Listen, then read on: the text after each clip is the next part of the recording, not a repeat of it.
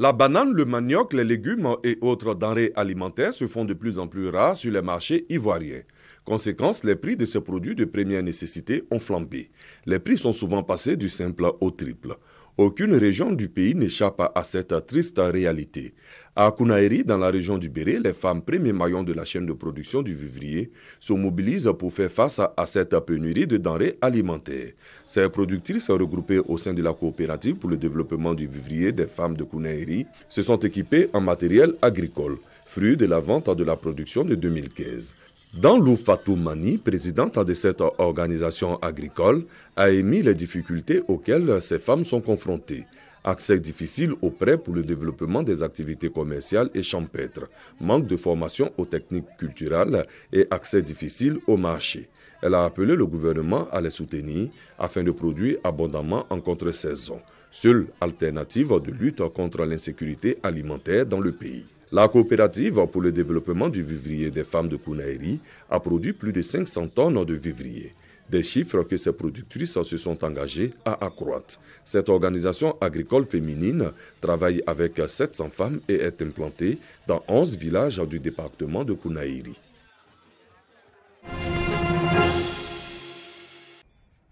La Côte d'Ivoire, pas encore autosuffisante en riz, mais la tendance selon l'Office national de développement de la riziculture est à la baisse des importations. Pour 2015, par exemple, la production nationale de riz se chiffre à 1 400 000 tonnes. Une avancée en partie grâce aux efforts de l'État et du Fonds international de développement agricole. 3 sur les 7 mini-rizeries pour accroître la production de riz sont déjà opérationnelles dans les régions du Yambol, Poro et Tiologo.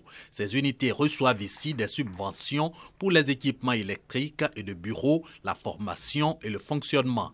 Au total, 75 millions de francs CFA pour renforcer leur capacité. Nous donnons des intrants aux paysans, on retient. Maintenant, le surplus, on n'a pas les moyens pour payer, c'est les gens de dehors qui payent. Je pense qu'avec cet appui, nous pourrons dans l'avenir atteindre nos objectifs. Objectif, autosuffisance du pays en riz à l'horizon 2020, l'ONDR et le Propacom, le projet d'appui à la production agricole et à la commercialisation sont formels. Les riziculteurs doivent faire preuve de bonne gouvernance, l'encadrement étant déjà de mise. Le projet Propacom a apporté l'appui aux ESOP pour acheter les fonds PADI. Il y a l'ONDR qui va pouvoir assurer aussi la formation de ces ESOP-là. Il y a aussi le CDR qui va les accompagner à la gestion, mais surtout à l'élaboration d'un plan de campagne.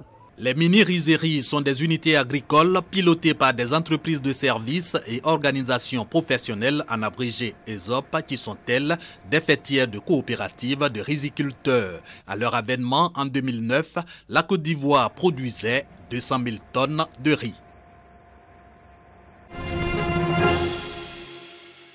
Le cancer du sein est une tumeur maligne qui se développe au niveau du sein. Cette maladie gagne du terrain en Côte d'Ivoire. Le gouvernement ivoirien a doté le CHU de Treichville d'une unité de sénologie pour favoriser une meilleure prise en charge des malades avec un diagnostic plus pointu et des soins à des coûts très réduits. Le directeur général du CHU de Treichville, en guise de cadeau de fête des mères, a offert gracieusement le dépistage au personnel féminin, une mesure saluée par les femmes du CHU.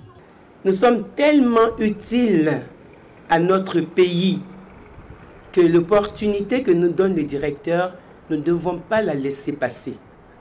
Venez toutes à l'unité de sénologie. Malade du cancer du sein, la journaliste Agnès Crédit a témoigné et donné de l'espoir aux femmes. Je suis la preuve qu'un cancer, ça ne tue pas, quand ça se prend en main très tôt. La représentante du ministre de la Santé et de l'Hygiène publique a félicité les femmes du CHU pour le travail abattu auprès des malades chaque jour. Madame la ministre me charge de vous féliciter et de vous exhorter à persévérer dans l'effort d'amélioration de la prise en charge des malades admis au CHU de Treichville. Outre le cancer du sein, le directeur général du CHU a offert également le dépistage gratuit de l'hépatite B et C aux femmes de son établissement.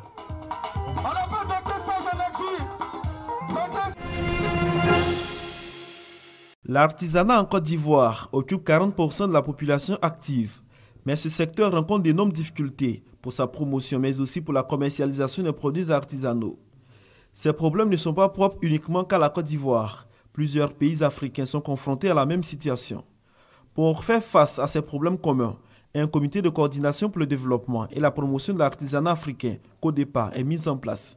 À Abidjan, les experts vont poser les problèmes que rencontrent les acteurs de l'artisanat. Deux problèmes majeurs qui se posent avant l'exportation qui sont déjà en amont. Il s'agit de quoi? Il s'agit du renforcement des capacités, de la mise en place d'infrastructures de promotion, à savoir les espaces de promotion, à savoir les stands artisanaux. Et ensuite, il s'agit de mettre en place la manière de préparer les artisans pour l'exportation. Le ministre ivoirien en charge de l'artisanat dit sa satisfaction aux représentants des 26 pays membres de la CODEPA. Il souhaite que 3 points essentiels ressortent des travaux. Les questions de l'accès des entreprises artisanales au financement, trouver un mécanisme, des instruments qui puissent les accompagner, et puis traiter aussi des questions de la couverture sociale des artisans, parce que les artisans ont besoin de ça pour être équilibrés et faire leur travail. Et le troisième point, c'est de travailler dans la protection des œuvres des artisans, parce que les artisans sont des créateurs, mais il faut pouvoir arriver à protéger leurs œuvres, surtout dans le cadre du commerce en ligne, parce que ça donne, si les œuvres ne sont pas protégées, ça donne l'occasion de copies. Les conclusions de ces 2 jours de travaux seront soumises à la 8e conférence des ministres africains de l'artisanat qui se tiendra à Abidjan le vendredi 10 juin prochain. Des rencontres qui viendront donner un nouveau souffle à l'artisanat africain. Son ticket pour l'investiture démocrate est arraché ce mardi ou peut-être bien avant. Mais une chose est sûre, à l'issue du dernier Super Tuesday, Hillary Clinton franchit la barre des délégués nécessaires pour briguer la magistrature suprême. Vos efforts nous ont donné une solide majorité des votes, des victoires dans la majorité des primaires et après ce soir, la majorité des délégués. Une victoire historique. Pour la première fois, une femme pourrait diriger les États-Unis, le pays le plus puissant au monde.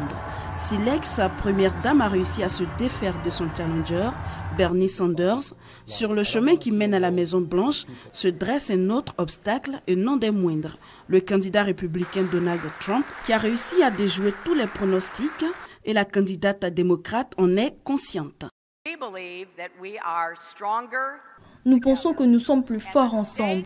Les enjeux de ces élections sont élevés et le choix est clair. Donald Trump a un tempérament inadapté au poste de président et de commandant en chef.